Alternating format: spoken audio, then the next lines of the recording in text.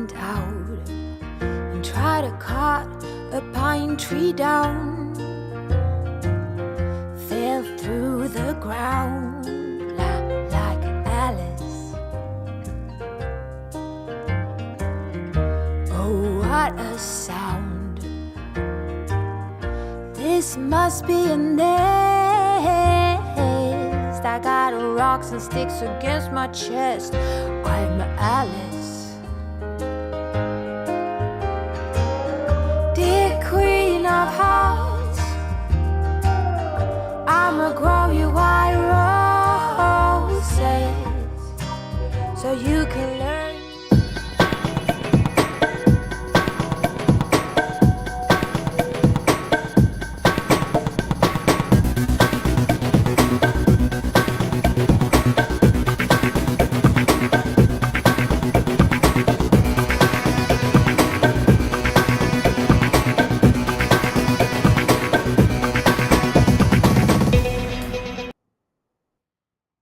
Hello, everybody. All right, it's great to be here. We've got Maija DiGiorgio on the show today, so I'm super pumped about that. Thank you to one of our viewers, Chuck Goldsmith, for recommending her, and we got in touch with her. And she's just headlining in Las Vegas at the Laugh Factory. She's a veteran comedian, so lucky to have her on the show, and we're gonna have her on live, so that's cool. Let's see who's here. I've got a hummingbird background here. As many know, we are called the Cult of the Hummingbird. Let's see who's here. Hummingbirds. CeeLo, hi Paris. Yeah, we were just in Paris. That was cool. The Las Vegas version. This is my hummingbird up there. He really guards his feeder. As many of you know, hummingbirds can be fierce. I didn't know that. I thought they were just total gentle creatures, but I've caught this guy playing sentinel with this feeder. Bonjour, Jose Salas. Yes, it's actually Vernus who's in Paris. So Vernus, thanks for joining us all the way from Paris. Pretty cool songs. Yeah, pretty cool songs. All right, we're going to get into this thing. We're going to breathe. Chuck is here. Good to see you, Chuck. Hoy. We say hoy on the show instead of hi.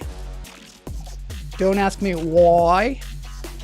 Okay, I'm going to show you the hummingbird here. This is another hummingbird over here. And he is going to, he's just going to come in, get himself a drink. But look at little Hummy there. Whoa! No way!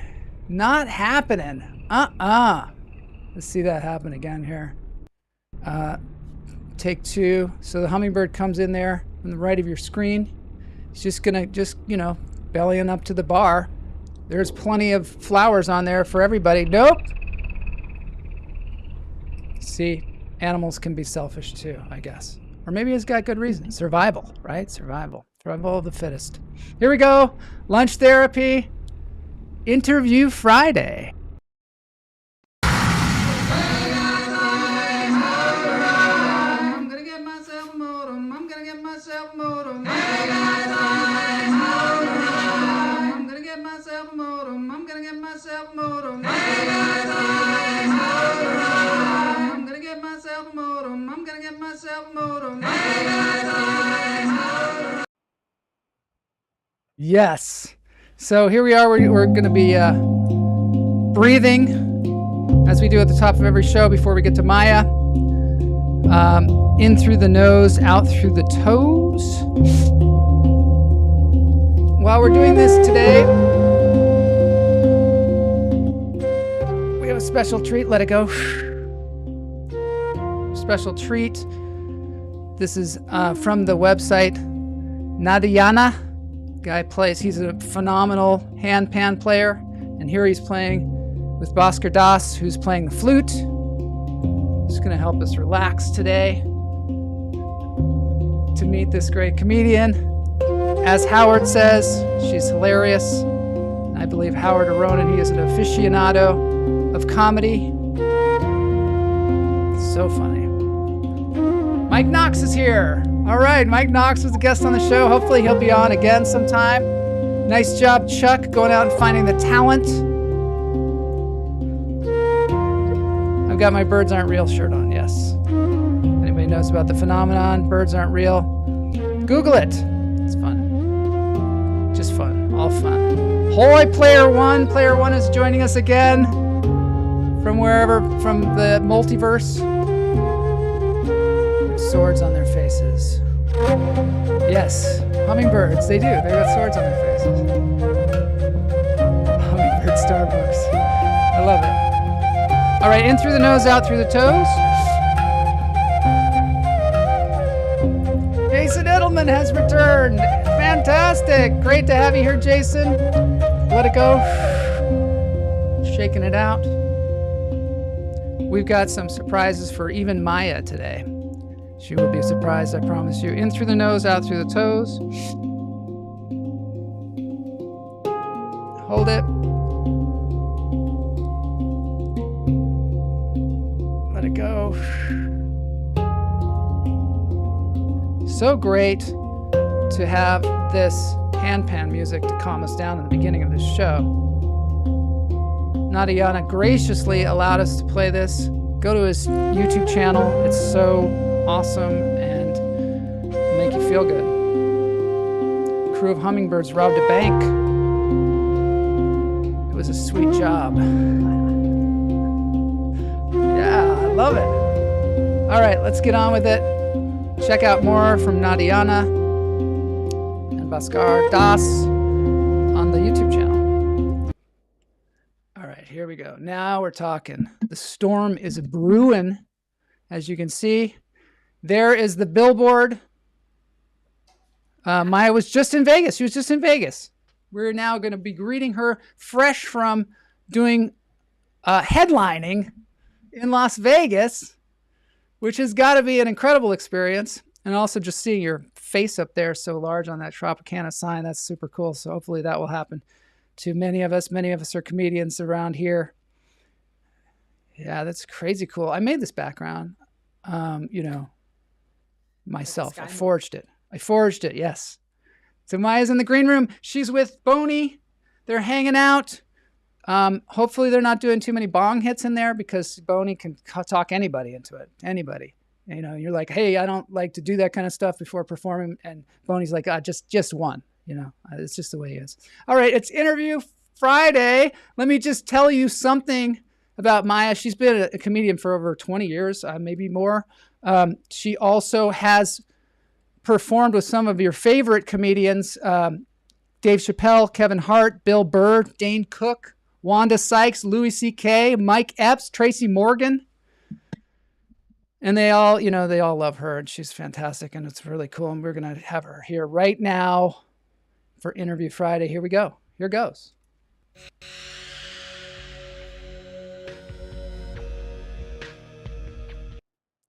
Yo, what's up? This is Sinbad. I'm gonna tell you, my girl Maija DiGiorgio is coming to your town, man.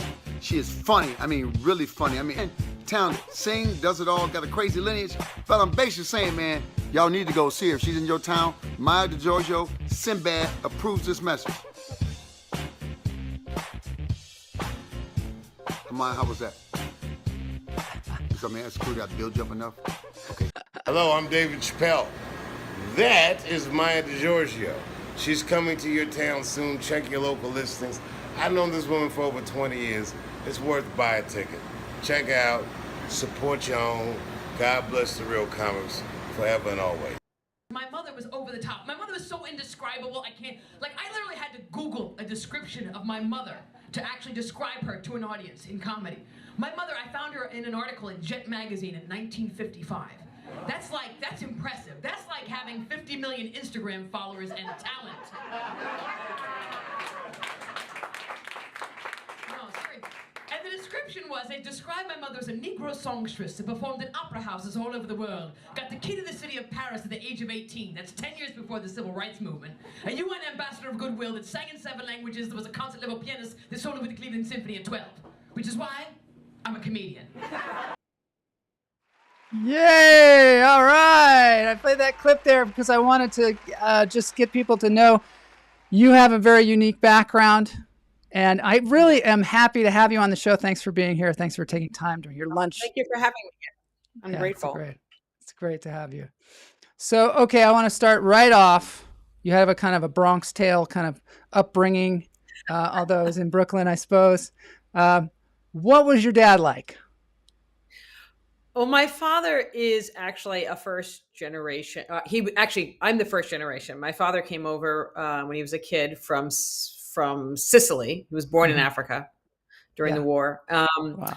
And, he's a very handsome, spoiled Italian boy that is made his money as a mambo dancer and then went into the sales business. And, he's very cool, very charming, and kind of annoying because clubs I could never get into. I'll walk around the corner at midnight after leaving the comedy club, and he's in the hottest clubs in New York. Like you can't. He's like, he really is. He's like Mr. Suave. Everybody loves him. It just cracks me up. So, but my father wanted to be an actor, and so my parents met in acting school in New York. They did. Oh, wow. Mm-hmm. What school were they going to? They went to Herbert Berghoff acting school. Which is, where Uta Hagen and a lot of, like, so many great actors at that time. I'd say back from the 60s and the 50s, Herbert was a brilliant director that got blacklisted during the McCarthy era, and a brilliant actor. Yeah. If you looked up Herbert Berghoff, he's with like James Mason, that. Like he's a phenomenal. But he got blacklisted, but when he started a school in the Village, which is affordable for actors, it's still there. Yeah. My parents met there, and then it's a legendary school, the Berghoff Studios. I mean, there's some of the great acting teachers have taught there, still teach there today. Yeah. Teach there today. Yeah. Yeah. So that is so cool. So they met in acting class. Your mom kind of set a high bar for you, didn't she? Can you tell us about her? Ridiculously high bar. I'm still trying to catch up. My mother was pretty phenomenal. She was like a child prodigy on the piano, and then when she won a contest it was a national contest sponsored by Nat King Cole and Perry Como. Really? And and they sent her, she won the contest. They sent her to Europe, and she performed all over. And that's where she got the key to the city at Paris at 17 years old. And she got the key to the city in Paris, your mom? And at that time too, a black woman 10 years before the civil rights movement. That's pretty impressive. And not even in her 20s yet, So when she came back, she mastered so many languages that she sang in about 8 languages, but could speak in them as well. And my sister called me because she passed away when I was 14. And it was really funny because my sister called me and she said she met this guy and she loves him because he speaks Yiddish. And she said, remember, Mom used to always speak Yiddish. And I was like, wait a minute. Yiddish as well? She spoke Yiddish, and which is hilarious because I'm like, she's like, my sister's like, how do you think you know Yiddish so well? I was like, no wonder I was confused growing up. My mother was, she was phenomenal, but she performed in so many shows, and the UN used to send her overseas to perform for royalty. And, so it's just, it broke all the stereotypes. Like I didn't understand the negativity of, people projecting this idea of Black as being something that wasn't anything but elegant and beautiful and cultural and embracing. And so that was always something that motivated me. And I think it motivates my comedy today, as people fighting me on my identity, telling me how I should present myself and never really accepting me. And my family doesn't fit in a box, Yeah. It's hard, when everybody wants you to fit in a box. And I've even got you in a box here today. See? Yeah. You see what's happening? So you made your way so did you say, I think I'm going to be an actor too? Or what? You studied with Sanford Meisner, and you also trained as an actor, right? Well, Sandy, I'm under Meisner's technique. Sandy came to one of the classes I was in when I was too young to be in the class. I was the youngest student taught by Bill Alderson, who took over for he took over the Playhouse. He was like Sandy Meisner's protege. He did come to our class. I was 17 years old. But I didn't really say I was going to do anything. I grew up, my mother intended for me to be a performer. Yeah. When she used to say before I was born, the only time I would kick would be when she's singing in at the piano. So she said she figured I'd be a drummer and a tap dancer, which I am both. My uncle was a top choreographer and tap teacher, legendary tap teacher, who taught the Hines brothers, choreographed I numerous Broadway love shows. tap dancing. I tell you that. I took tap dancing recently, and I've had Kenji Egis on the show, who's a great tap dancer, and we love tap dancing here. Yeah, I have a tap dance board right next to me here. I'm no good, but I love it. Right here, my I'd say like my little sister, who I do all my film projects and things with. She's one of my uncle's top students, and she really is just absolutely brilliant. But like I said, my uncle, growing up with him, I grew up in the tap studio, and so was always singing and dancing. And I was a jazz drummer as a little kid. I wanted to match my hands with my feet. I didn't really fully pursue tap because I was kind of spoiled. But my uncle taught everyone, Gregory Hines to Debbie Allen to Sugar Ray Robinson. What an incredible family you have. He choreographed the movie Tap. Oh, I love that movie. Yeah. And Cotton Club and so that was my background. They didn't intend for me to be a comic, but my uncle used to complain because I would always, he'd walk in the room. I'd be at the tap studio every day. He said, you better get in there and learn how to dance instead of sitting out here running your mouth. And so he used to, and I'd come in and he'd be like, the comedian is here, the comedian. And I never wanted to be a comic. Yeah. But with such, they trained me to do everything though. They said, you better, they came from that old school black show business. Better sing like hell, dance like, play an instrument, tap, tell jokes, an entertainer. And so basically watching Gregory Hines as a kid and being able to watch him live so many times, he's why I became a comedian. Because I thought he was so funny. Yeah. Well, and comedy is always good, even if you're a musician or a dancer or whatever, or singer, because it's, in between songs, if you can make jokes as well, it's like a great, it's an all around entertainment experience, Yeah. Phyllis Diller told me that all the best comedians were musicians. Whoa. She played piano. Johnny Carson was a drummer. Like she went through a history of it. She said a lot of it because it's about phrasing and timing. And, Oh, that's so interesting. Do you think about that today when you deliver your comedy? Do you think about it musically? Or you just think it's just in your bones? It completely is. I quit comedy for quite some time. And when I came back, I was really blessed. I was trying to do film production. And I met Robert Townsend at an event, and he said I said I was such a fan of his work, and he actually he directed Eddie Murphy Raw, and he with his work with Keenan Wayans for the Hollywood Shuffle. So I was always such an insane fan of his, and he was also a stand-up. So he saw my tape and called me up and cursed me out and said, "You're never touching a camera again. You need to go back to comedy." Yeah. And he became like the talk about the professor. He made me sit down and write 3 hours of comedy specials. And there was a distinct way he told me to do it. And I never wrote because I was a New York comic. I would always just write on the mic. But what it did was I had this body of material and not much stage time because it's Los Angeles. Mm-hmm. Mm-hmm. And I couldn't figure out how to get the jokes running. So I went and I bought a music stand. I wrote out all my jokes. I spaced them. I put them on paper and taped them together the way you do music charts. You know how they chart the music. So you turn the page and actually wrote notes over every single line because I knew the timing. So if the joke is, ba ba da ba bum bum bum ba ba ba ba ba. And that's, like I had a line that was always hard. Don't get me wrong. She was a great mother. She was always there. Always. And that was so hard. So I started writing, but, don't get me wrong. She was a great mother. She was always there. Ba, ba, ba, always. That's really the correct timing. It was Yeah. like rest, rest, rest always. So it's, that actually, and Carlin, I had was really blessed to be able to be around George Carlin a bit. Mhm.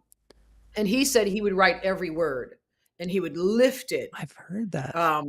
Yeah. But he would put it on cards. He didn't need to read the cards. The audience helped the cards, holding the cards made the audience think it was new. But he said he would record it and listen back, not to see if they laughed, but to see if he said it the way he intended for it to sound when he wrote it. Wow. So with that, you end up with creating a precision in your timing. But the only way I could translate that was to go back to music. And so sometimes when I'm doing my material, I'm really most proud of now that I finished my first special that comes out in August. But I have material I really want to do that I wrote when I was being grilled by Townsend. I was like, grilled. But it's amazing because he even helped me rehearse for Isn't one of my that last great? shows. This dude set, man, in New York shooting a Netflix series and called me at like midnight, said, be set up with a Zoom in the theater space. And he blossomed open jokes, just genius, that I couldn't even see. Like I'd seen it from here, but I couldn't, but he would take it here way beyond what I could ever, that I could understand in comedy. So I've been really this has been just a huge blessing. I left for years and it took me a long time to kind of restart. And now I know I'm in my right place because it's just wonderful people. I love that, but it takes a certain amount of maturity. Like you can know music really well and you can orchestrate how your comedy is going to go, but you never know until you put it in front of an audience. And then the audience kind of also helps you inform the rhythm of it. Wouldn't you say? It depends on the bit. I find that it depends on how warmed up the crowd is. So if you're working in a space where, so like a perfect example was this week at Laugh Factory, because it's Vegas and because the owner is a comedian of the highest stature comedian, the time where, Harry Basil had been on like Dangerfield, he was very close to Dangerfield. He co-wrote movies with Dangerfield. Yeah. He was friends with Louis Anderson. You're talking about the greatest like comedy movement since like the Borscht Belt, movement. So for watching, for being out there and performing for Harry Basil, I was concerned about doing a good job. Yeah. But I also know that it's Vegas. So more, in New York, comedy's gotten to a state of being anti-performance. Oh, what do you mean by that? Say that. Tell me about that. Well, okay, so it's very strange to me, but there are it's kind of gotten this attitude that you're supposed to just stand there in a mic and just mumble. But if you have any showmanship skills, that there's a level of you're doing it wrong. And, there's a great comedian that Townsend introduced me to, named Don Reed. And he sells out constantly up in doing one-man shows in San Francisco. Yeah. And I said, Don, I always loved watching you because he's so physical and I love that. I mean, I love it when people are physical. So you're a bit like that. Sebastian Maniscalco's like that. Like some of my favorite ones are very physical. But there's a toe of people saying that that's not comedy. Don't you hate it when people are saying shit like that? Because it's just, who are those people? And why do they think they know the rules? You know what I mean? Like, what the hell is that? Yeah. Don gave me the best advice. He said he had the same issue. He was worried about it as well. And Sammy Davis, he was opening for Sammy Davis Jr. And he said the reason they are trying to tell you to not do that is because they can't. Yes. I think you're right. I think you're right. Yeah. Hey, get away from there. Sorry, I have a new Is that your puppy. dog? Oh, I love it. Is that? He said, is that the one you had in the backpack? Yes, that's Giuseppe. I want to see if I can find that. I have him. I have a little thing of him. Continue anyway. Go on with what you're saying. We'll show him later. Yeah. But anyway, when I got to, with Sammy saying that, and when I got out there and I was trying to do, it's part of me that wants to be this comedian, and I'm not. But also the room is warmed up. There's a fantastic host. Yeah. Then the feed. So it's a great room. Yeah. Yeah, great room. Alyssa Poteet goes on, she kills. We got Michael Lenoci comes on, he kills. They're doing that style. Yeah, they're doing that style. Which style? The mumbling or the full on set up embody? Sitting. Alyssa, the performance. I see. They're doing set up punch. So your set up punch really do work. You're dealing with audience interaction in smaller jokes. If you're hosting, like I'm hosting tomorrow at Laugh Factory Hollywood. I have to do the smaller jokes because my job is to teach the audience where the punchline is. Like they're coming in cold. So I'm going to go boom, boom, set a punch, set a punch, set a punch. And then, you're going to do, you could do your snaps, you snap, you poke, you prod. Those are very simple pieces. Yeah. So now you get to the feature, and the feature can do a little bit more sophisticated because now the audience is warmed up. But now I'm the headliner. So it doesn't serve the show for me to come out and stand behind and do the same bit. They're warmed up now for the show. Yeah. So in that space, I'm in a room where the owner, co-owner and booker, he knows his comedy. Yeah. So jokes that I would be like, well, they consider this hacky in a club because it has characters and it has a good wind up and it's a well structure. I was like, that's the joke I should do. I need to do the pieces that make it a show. Yeah. And that's what's going to keep me coming back. Bring me back because it's Vegas. And that's what people want to see. They want to see a show. I'm not saying pull rabbits out of a hat and use props, but I'm saying, I loved watching comedians that, would go through the process. And I love comedians that stand, but the thing is that I'm not that comic. And I feel like I struggle with that too. Like in Chappelle, Chappelle was a big mentor to me starting. Mm-hmm. And Dave never went for the laugh. Dave would wait and he would bring you into a room and go on for 20 minutes before he hit a laugh. But that laugh was absolute brilliance. And then he would work, he'd take those pieces and he'd know that works and he'd just keep building.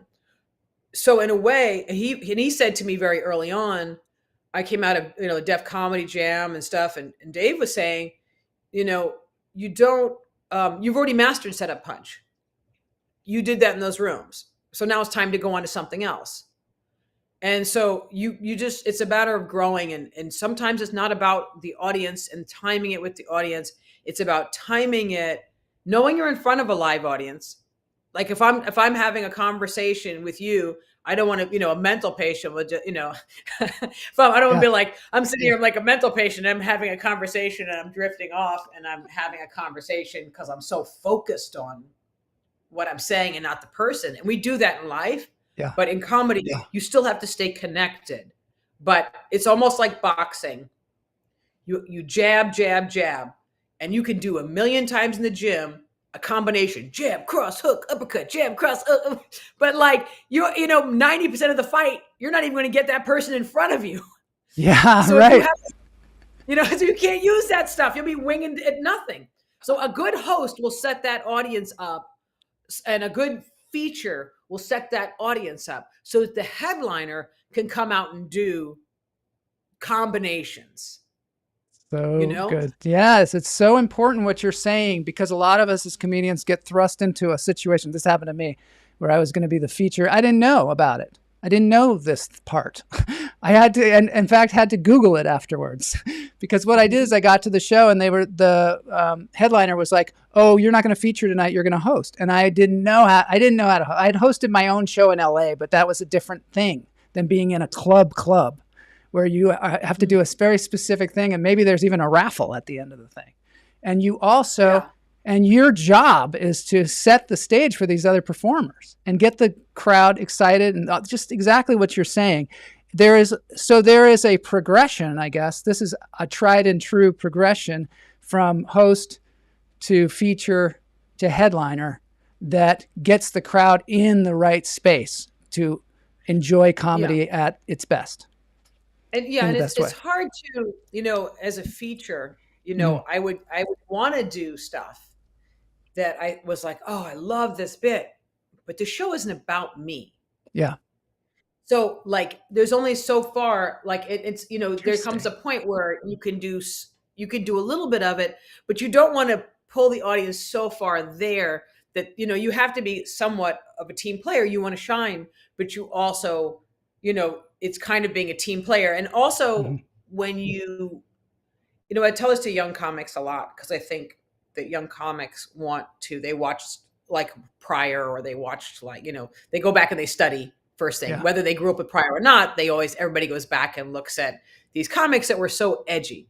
So young comics want edgy material when they first start. And I think that is the biggest mistake, because Pryor became a full-on comedian doing clean stuff, simple stuff, family stuff. And then he disappeared for 2 years. Yeah. And then he dropped the layer to his personality and his truth and his honesty. And then but he already had his structure. So there's nothing wrong, nothing worse than sitting in a room with a comedian that wants to tell you the most private thing on earth that they shouldn't have shared. And they only have like a 5-minute set, and they're telling you something that makes them look demented. The audience is now nervous. Like, if we don't laugh, maybe this guy's going to kill himself after the show. Oh my God. And you don't know what setup or a punchline looks like.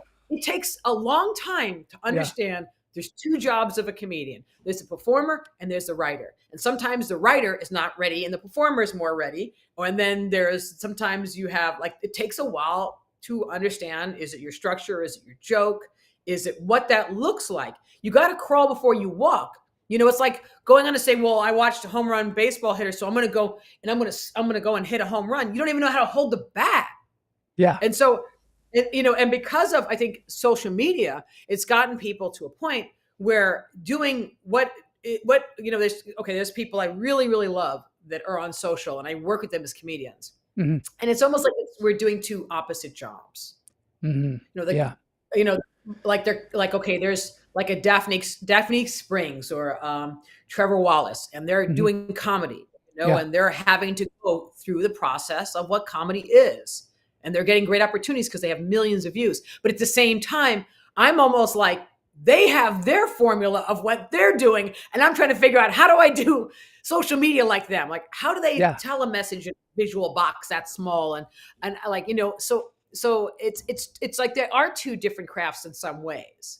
But how important is it to, you have to go, I was just going to say, how important is it for you to find your own thing and not look to the right and look to the left, or look, to the other comedians and compare yourself? Well, it's a tough one. Super important, and it's a lifetime of what you will always go through. Yeah. Gilbert Gottfried used to always tell this joke. How many comedians does it take to screw in a light bulb? Mm-hmm. And he said 17, 1 to screw in the light bulb, and 16 to say, how the hell did he get a light bulb? That's exactly it.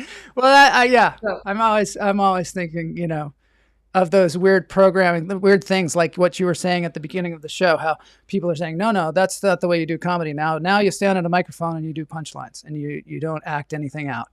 And, the people that want to tell you these rules and they get stuck in your head, and you have to kind of cull through those and go, oh, that's bullshit. This is real. This is, you know what I mean? There's three things. Sometimes it's somebody might be hating on you and derailing you on purpose. Yeah. Sometimes it's a person who doesn't have that much experience. Mm-hmm. Sometimes it's a person who, sees it from their perspective. They don't know you. They don't know what's within you. Yeah. But at the same time, I just had the best conversation with Jamie Masada, who said, I think you're holding back. I don't want you to hold back. And it was funny because I was like, nobody has said that to me. Nobody has said that to me. And it was one of those great notes that you got like from like a Herbert Berghoff or Sandy Meisner or Bill Alderson, or it was for him to just say, you know, your whole, like, to identify that. And he was right, because I'm kind of I disappeared. Now I'm trying to come back. So I'm on my best behavior. It sounds to me a lot like, and I want to hear why you quit.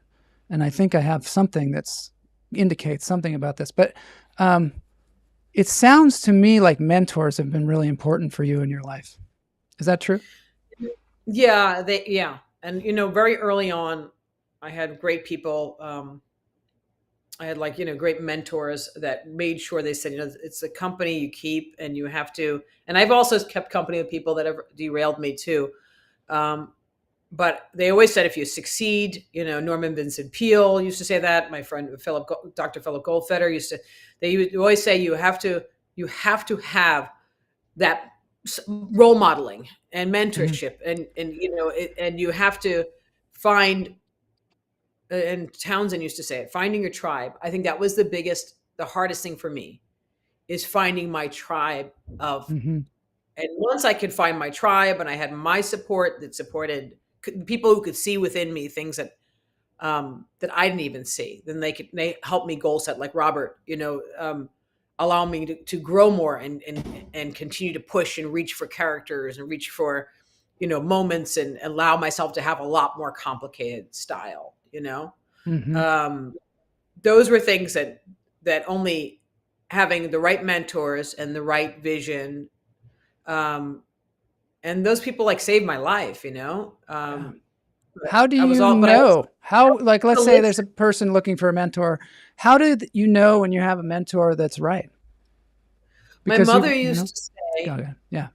My mother used to say that when God puts angels in front of you, that they're never scary. They're never something that's going to scare you.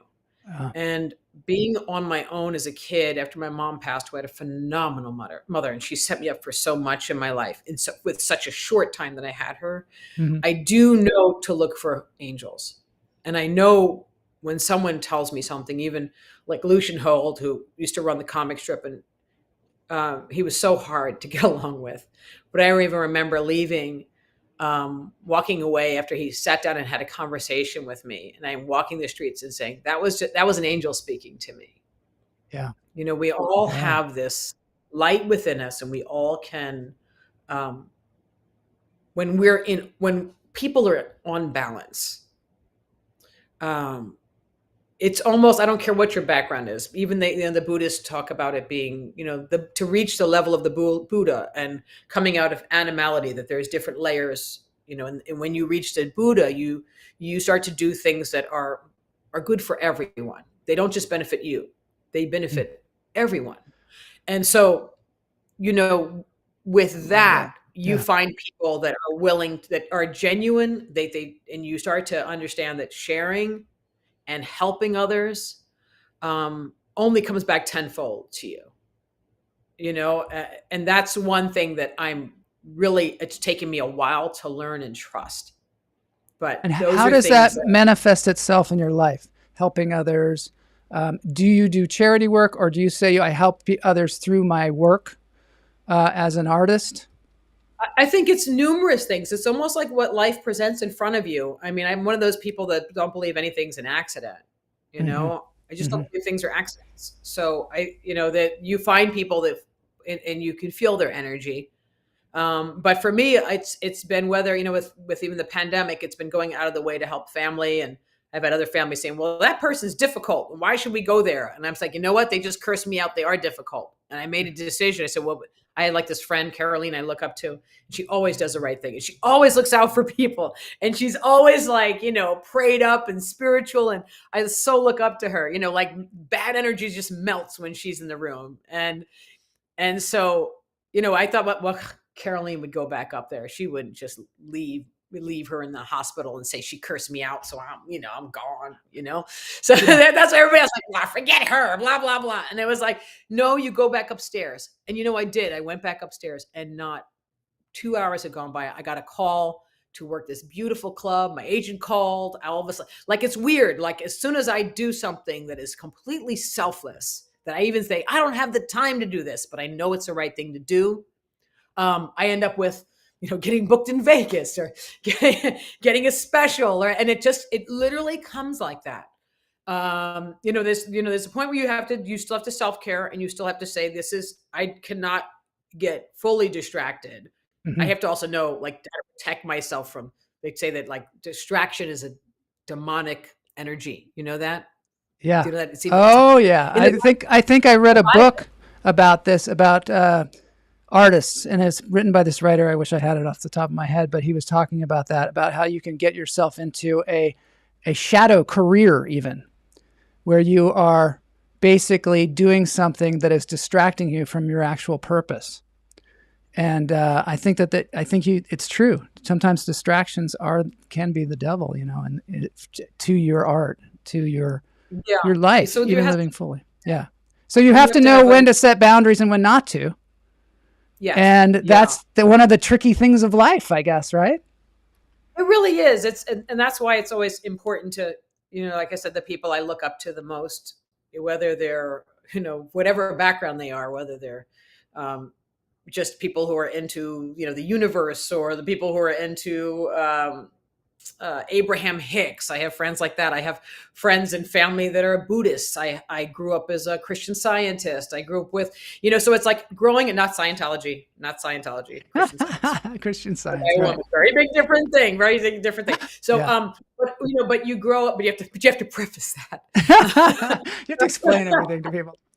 But the thing is that the people that I know that have done the most, that have achieved the most, really get up a couple hours and do that prayerful work, the meditative work, the chanting work, the study to say, to clear what is the motive and what is the right action, and that every person you meet, that, you can bless them. Even like I was working with somebody, and this young comic was like, "You're such a jerk. How can you look them in the face and be nice?" And it's like, I have to just start to say, when people are doing the best that they can do, and I can be protective of myself, but at the same time, it only shows, the person who's feeling insecure and that's not so nice, that energy doesn't get on me. Yeah. If I just know, they'll say something snarky, and I can either react and carry it with me, or I can do the opposite, show them the opposite. And they're like scratching their heads like, wow, she was so nice after I was awful. I think that is one of the true kind of things on the road to like enlightenment, I guess, if you're going to call it enlightenment, is to be able to not let things, to be able to help people, even if they're punching you. You know what I mean? Even if they're trying to bring you down, you can, because you have this perspective that you're like, oh, this person's in a lot of pain. Let me help them. Yeah. Get to another place. You also have to not be an enabler too. Right. You don't want people beating you up. I mean, I guess punching you is probably not a good example, but you know what I mean? Yeah, because it's not good for their growth either. Yeah. So there has to be a fine balance. And also too, when you're in business, I'm learning too, this is business at the same time, but you still try to give a little something. You still, because otherwise this business is so toxic, and there's so many negative, crazy things that happen. And there's so much aggressive, especially in comedy clubs, you won't even be able to create anymore, because you'll start to hate the art because of everything else that's going on. It starts to attach itself, like you think of like when they, you get attached to something that constantly happens. And then all of a sudden you have a distaste for it. Every time I, eat peanut butter, I break out in a rash, Right. then I always equate peanut butter with rash, I mean, it might've been just that butter jar, but like in comedy, if you just constantly around toxic, then you start to, if you don't find some way to fuel some good in there, you're doing it for yourself. And, for me to get back up, my thought is, I might not be a star, I might not ever be famous, but at least, I can bring light wherever I go. And that's a success. I love that. I love that. Can you just tell us a little bit about why you quit comedy for a while? I went through a lot of craziness. I when I first started, my first year I taped 5 national TV appearances. Wow. I went to Aspen Comedy Festival. I had a lot of heat, and with that has a lot of pushback. You were on And Def I was- Comedy Jam too. Is that similar, Yeah. like that kind of Yeah. situation where you're really out there in public, and you just killed on it too? You did such a great job, and it was very physical and everything. But you're saying that has a downside. Well, I think that I really was so young. I was so young. Yeah. It was like, and I also was a very naive kid. Like I said, I lost my mother at the period where I still looked at everybody like their family. And as opposed to when you get 14 to 17, you start to go, these are the boundaries, and you're interacting now with people that aren't related to you, Right. I never understood. And I wasn't, and as a woman was not fueled with understanding, like misogyny. I also, didn't have much support as dealing with like things that were racism, people being upset about me saying that I'm Black, and why would you say that? And like how white people interpret what I'm saying and how Black people interpret what I'm saying, and being very caught between worlds. And then I ended up in a sexual harassment lawsuit, a retaliatory firing at the #1 radio station in the country, which was a hip hop station. And that got me kind of blackballed in a lot of the comedy clubs. A lot of the people kind of backlash because you can't stand up. And then I had like a sexual assault from a comedian, and he went and got me slandered because I, didn't sleep with him. And the other guy, it was like I didn't sleep with anybody, and I'm in trouble with everyone. Wow. So I decided to make a documentary film on comedy. Yes, I saw that trailer. It's on your website. I have that queued up, but I'm so interested in what you're saying. I don't even want to show any clips. I want to hear what you're saying. Yeah, tell me more. Well, my film, my film kind of, I made the film, in spite of everybody thinking I couldn't, and a lot of people, stopping me. And then, after the film, I had so much success with the film, and then somebody hijacked the film and tried to shut down my film. And Michael Moore helped me get the rights back, and I fought. Michael Moore, really? Wow. Yeah. What a great And we screened it at Tribeca, and we were offered theatrical releases, and it was my dad's funding. And wasn't Richard Belzer involved in it as well? And and so it became kind of a nightmare. They tried to steal it from me and shut it down. And then I had, I started putting it on the web. And then my website was hacked, tagged with kiddie porn. That was brought down. And I was also dealing with my producer became very abusive to me and stalking, stealing stuff, cutting hoses under my car, beating me up. Whoa. And so, I'm so sorry all this went. I mean, you went through all this. It's amazing that you have such light, but I guess it's part of the journey. It's a lot of prayer. But the thing was, it was really, really hard coming through. And then I ended up working through when Townsend came along to help me.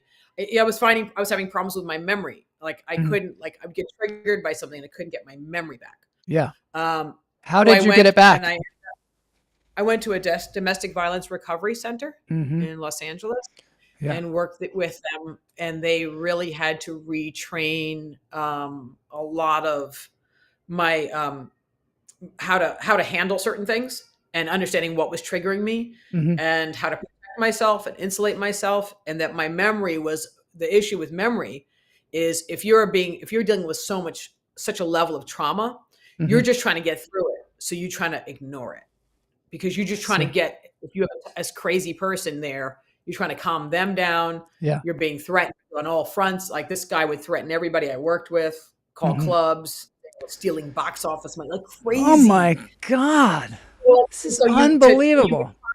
You would try to, like, if you try to say, get away from me, then he'd stalk my father or terrorize my business partners. And so all these things would happen. So they trap you. So it took a long time. So they helped me a lot. And then he tried to steal my corporation, took my name off my business. And thank God it was Black Girl Magic because I went down to the corporate headquarters. And I was like, I got this weird thing. And they're like, oh my God, how did this happen? And they gave it all back to me. So no, the police don't do anything. They write The police police don't do it. They write police reports, right? Right. Yeah, totally. So in a way, it's like to come back. Robert really helped me understand too. I went back to church, and he actually gave me, because he kept saying like, okay, everybody in the whole world stopped you, but what about God? If he gave you this talent, maybe you're supposed to just keep moving. Yeah. And you can't give those people that kind of power. And he made me write every day for 1 month. He's called it his brain scrub technique. He's like, I want you to write down every morning 100 times. I'm a winner and I always win. And I expect good things to always happen to me. And 50 times at night for an entire month. And that I was not to speak negative, and that I have no past. And he kept saying, you have no past. You have no past. Yeah. The only way the only way I can help you is that if you have no past.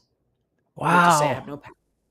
And and then like I said, I found some, and I had gone to various churches. And then I found this great Christian Science lecture guy. This dude was dope. And when I met him, he was like Yoda. So so he was like Jedi. It's like, it's funny. I have a couple people that are like Jedis and go up, and I'm like in the Jedi camp. This guy was crazy. He was the crazy master dope. appears and all that. Yeah. And so I learned to find a center of goodness and love, and that love has power, and that love is ultimately, and love melts away any stronghold, and that love, like somebody can be awful. And, and I'm at the club, and I just keep being loving and loving and loving. And then one day they're like, I'm really being an idiot. Yeah. Because otherwise I go to their level. And the next thing you know, we're cussing each other out, and it's a drama, Yeah. It's like when you bite back, that's when you're really in trouble. When you just bite. It's funny. It's like back. men in comedy respect. Men in comedy respect men that bite back. But women that bite back, they're funny, then it's like, yo. Yeah. Wow. She's got to go. Wow. Yeah, I can see that. I mean, I can totally see that. Do you think things are changing in that dynamic at all? Do you think with that? No, not really. No. I get smarter. Well, do you think that the comedy world sometimes is a little bit more like traditionally stuck in some gender norms, or do you think things are starting to really evolve? It's very rare. Like even Bill Burr called me as I come down to the show, and it was great because he put 3 women on the show. But like here, you said right here saying, women you can't fight back. I was with a She was just saying that to me this morning. Kamala is my wife. She was just saying that to me this morning about that. You can't fight back. Yeah. You have to. I almost have to, like literally, even if someone knows something awful has happened, or they feel guilty because they're part of like helping me, running me out of comedy or shutting down my film or something. Yeah. The key is that the only way a woman can fight back is with grace and wisdom, and show grace and gratitude, and then you have to be acutely aware of the gaslighting, and then you just have to be 10 times smarter. It's like, it's also it's like women are being held to a higher standard than everybody else. Oh, women are always held to a higher standard, and it's always been like, the toxicity of the comedy, the nightclub business, not just comedy, the nightclub business of men, and I'm going to destroy you if you don't sleep with me. Yeah. And some female, I got better than a lot of those females that really gotten beaten up badly on the road by guys that they wouldn't sleep with. And then managers call and say, "Oh, I'll help you. Just don't ruin the guy's career by going to the police." And then they never help the woman because they don't want women to come back and it's come out. So I have guys that are hugely powerful around me that love me. And I know they love me, but they're afraid that if they help me, I'm going to tell the truth. And it's like, I'm picking and choosing. I'm not trying to, I already had my fight with Hot 97 Radio. I had a massive lawsuit with them. I don't have, I did my job. Everyone's like, you got any Me Too's? I'm like, I already did my Me Too. You did it before it was cool. It's too much energy. Each woman could take on one, maybe. God. We all split up the duty of trying to change things. Yeah. It's changing very little. You're getting more than one woman on a show now. You can maybe get a couple of females on the same show. You get a couple of female bookers that are out there now, but it's not. It really hasn't changed. You got guys that, now it's just turned into a bunch of white males saying, yeah, these women are doing stuff on comedy now. We can't get on stage. So instead of saying, oh, isn't this lovely? There are women that are really wonderfully talented. And it's great that there's some opportunity. It's unfortunate it's taken a couple of spots away from the guys, but you don't get that. You get like, they're there because they're women. They're there because they're funny. Not that because they're funny, but like, no, they got to give all the spots to the women. It should be about who's funniest, which is the mentality that women aren't funny. So you're not breaking, but it's not all men.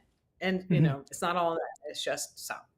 So when you, a lot of times, a lot of us as artists, we like go into a period because of something. This is pretty extreme what happened to you, but we go into a place where we all of a sudden, lose our way. And we're like, well, I'm not even really on the path anymore. How do I get back on? How did you get back on stage, and what was that process like? Did you have to start from square one again, or did you? Yeah. And so how did you do that? And now you're headlining in Vegas. So there was a process that got you back in the game. One was all really fell on Robert Townsend. Yeah. Like, that dude would not. Like, he would just be like, if you're not going to be what I believe you can be, I don't want to be around you because you're just going to bring me down. And it was, sometimes in life you just say like, I can, it's like one of those, there's like this old phrase they'd say, like I said, I'm a Black American. So I'm definitely, I come from the group of everyone's at church and everyone's in the Bible. But there's an old story that everyone says is like, the guys in the middle of the ocean and some guy comes up in a motorboat. He goes, no, God's going to save me. Another guy shows up like a plane. Oh no, God's going to save me. Don't worry about it. It's one of those like, Maija, this is the boat. Get in the boat. Yeah. It's so funny. My guest 2 weeks ago, John L. Adams, who's an actor and a comedian, told that same story because he had such a, struggle himself. And I have been telling that story for the last 2 weeks, but I've never heard that story before today. So there's definitely something there, it's really, I think, like you say, things happen for a reason. I think you can do, and I went to a couple of different, like I said, my friend took me to this church and I chant with the Buddhists and I've hung out with this group. But my main thing was I need progress. I don't want to be in a place where I'm praying or meditating or chanting to make the space that I'm in now comfortable. I'm not doing it to comfort my pain. I need resolve. I need progress, And I went to, as a kid, it's funny. My grandmother was a Baptist. And then she was to have her leg amputated, and they said there's nothing else that you could do. So a nurse gave her this textbook, and she read it cover to cover and healed her leg. And so with that, I grew up with, which is a Christian Science background. It's not like laying hands. It's all your own thought process. And there's a book, you can read it. You don't have to go to a church. It was meant to go as like, and you can be anything and you can still read it and have, it's very much like, but it's very much quantum physics. But for me, I have that background. And so it was just, when I went to high school, I went to a Christian Science boarding school. I was such a nerd. I was like, not cool. I did Def Comedy Jam. That was huge to come from like, well, you're so eclectic. You're just such an eclectic person with such an eclectic background. It's like, you could do, you can say anything. Yeah. And I'd be like, okay, exactly. I bet you did do that. Yeah. But our motto at school was perceive, then demonstrate. So that is a phrase that I need to perceive what is going on. I need to see what is the truth about me, that I don't have to know. I don't have to go and study, and I don't have to go and spend all these years, and I don't have to go on a journey, or I don't have to have my, I have to know right now that I'm perfect and whole. Yeah. And that anybody that and I have to know it for the truth for everybody else. Yeah. Because otherwise I can't heal me by thinking that the perpetrator is some evil. I'm going to meditate that I am protected from that evil thing over there. And Right. spiritual. Well, and you whole become and in response to something rather than just your own thing. And I think that's one of the things that's super important as you realize as you kind of grow in maturity is that I'm not spending my time trying to protect myself from other people. I have to be able to encompass everything that's going on in the world and still be okay. And I know that that's, I don't want to put myself in a dangerous situation or put myself in situations with people who are abusing me. And, you want to make sure that you leave that. But you also, the other day I was doing Qigong and I was like, why am I doing this? I was like, I got so much stuff to do. And I thought to myself, no, I'm gathering my power and this is going to help me for the rest of the day. And I think that you have to do that. You have to take time to meditate or do whatever it is you do to kind of generate your power. Yeah. And it's exactly like that. It's, knowing that there's like a divine energy, or like the force, Yeah. it's like, Yeah. let's say it's like the force like the force. It binds us all together and Yeah. it is all power and it is all love and and we're all encompassed in that. Yeah. And that is not just a comfort. It is actually in a way, a sword as a defense to unguard and disarm those that are coming at you. It really, truly is. Yeah. And you can also use that power to give it to someone else. If you've got it, you know what I mean? And you can give it to someone else. That's what you're doing. Yeah. That's what you're doing. Yeah. That's what that's what why we're doing. Your intro. I loved your intro. Thank you. Thank you. Sometimes I think maybe it's like you when you talk about Christian Science. You're like, oh, I hope they don't think I'm weird. You know what I mean? But I believe in that stuff.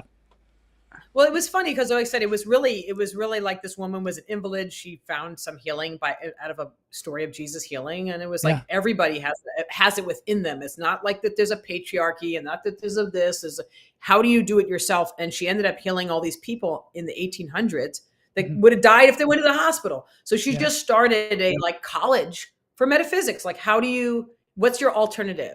If a doctor says there's nothing else they could do. So a lot of those things were hopeless cases. But to be honest with you, the tools of that are Christian Science doesn't own them. They're universal tools. Yeah. They're tools that in Buddhism, they're tools. There's so many people that have had tremendous healing. But it all encompasses the idea of love. Yeah. And I think that because your experience is so eclectic, you can see the convergence. It's like when you go to university, like that's one of the reasons you go to a university is because you can take courses in all kinds of different disciplines and you start to see them converge. You start to see how things come together. Yes? Truth is the truth, regardless of what the label is. Right. Exactly. We're just white labeling universal divine truth. Putting things in a box, like you were saying. We put you're saying ideas in a box too. You can put on it, Muslim. You can put on it Buddhist. You can put you know what I mean? But we're all reaching the same truth. And the core is love. I mean, the core is love, right? Yeah. I mean, if we want to call it Once you start to feel loved, then you're able to share it. Yeah. And I think that, when I felt like I couldn't see, I felt like I just couldn't see anything, but I did have like one wonderful hand. Like I said, Robert was like, I felt like I sometimes I even said, I was like, I felt like, there's that old movie, which was, I can't remember what it was. The girl's an ice skater and Robbie Benson was in it. And Ice Castles. Yeah. And she's blind and he goes, and she can't see the flowers or whatever it is. And he just puts there's a hand in front of your face. You could take it or not. And that's what it was like. And then for me to then go on, and start to say, okay, I'm not sure, but I do know that there is absolute, and I've seen absolute healing and I've been a part of absolute healing in my background. So let me at least go. I was listening to this guy's lecture. It's this like Yoda dude from, his lecture. And then he's like, you don't have to join a church. You can go, you don't have to go back to CS church or not. And I ended up just going and listening to lectures and most of all, listening to this woman's, watching this, because a lot of people who wrote books on this woman, whether they were CS people or not, because she was like Mary Pickford used to talk about her, Douglas Fairbanks used to talk about her, Susan B. Anthony. She was like this. No woman has ever started like a denomination, especially in the 1800s. It was nuts, globally. Incredible. She never left. Never Left New Hampshire, Boston. So I read like that book, Yeah. like just her life, her biography. And I was like, man, her life was like people coming at her left and right. So I shouldn't feel bad. That's What the is that journey. book If you- called? What is that book called? I'm curious. It's that book on her life. There's a few of them. Oh, Her name is Mary Baker Okay. Eddy. So they have a few. There's one that this woman Interesting. did, like Florence Nightingale and Mother Teresa and and Mary Baker Eddy. And she's like, so it was just coming. It just has those truths, and it healed my life. It literally changed my life. I went from no stage time and every single person saying there was no way I could come back to showing up at Laugh Factory and, I love and this. everybody in my life now. It's interesting because when something really discordant happens, it's so odd. Yeah. Because I'm like, oh, everything has been so peaceful and loving and melting away and just keeping on that focus. And then I'm like, this is really an odd feeling because I haven't been there in so long that I have to take a step back and go, okay, how do I shift my thinking? But it's an absolute demonstration of like hard work, prayer, meditation, and that's it. And Beautiful faith. story. And I love your story. And I thank you so much for coming on the show. I'm going to have to end the show because we're over time, but wow, really great gifts. I said this week that we should say wow as much as possible. And I'm saying wow. Thank you for entertaining this story because most people want to talk about gossip as opposed to talk about things that matter. So it's very sweet of you. All right. I love it. All right. So I'm going to let you go. I've got a dance break that I'm going to dance out with. If you want to stay for the dance break, it's an Indonesian band playing some Jason Mraz. So just hang in here and we'll just listen to them for a little while and then we'll get on with our day. All right. Here we go. Thank you. Dance break time.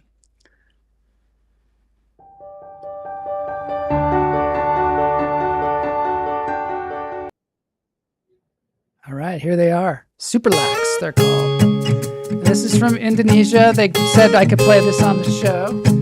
And it's just an uplifting song. And let's see what people are saying. You bet I want you to come felt back. it. I tried to be juice hot that I melted. But tried to the cry. And I'm trying to get back. With all the good turn around, I'll be giving in my bestest. And nothing gonna stop me but divine intervention.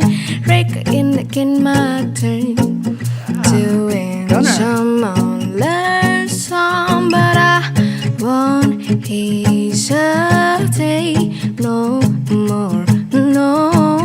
I like to dance around during the dance break. Cannot wait, I'm sure. So I get people from all over the world to do these dance breaks on the show. There's so much talent out there. Open up your mind, see like me. Open up the plan to tame your free. Look into your heart and you'll find love, love, love, love. Listen to the music of the mama, people dance and sing. We're just one Australia's going back to bed. Thanks, Ben, for being here. Take a ride to be love, love, love, love, Give that a please. so I won't hesitate no more, no more. It cannot wait. I'm sure there's no need to complicate our time. It's sure this is a fool. I'm sure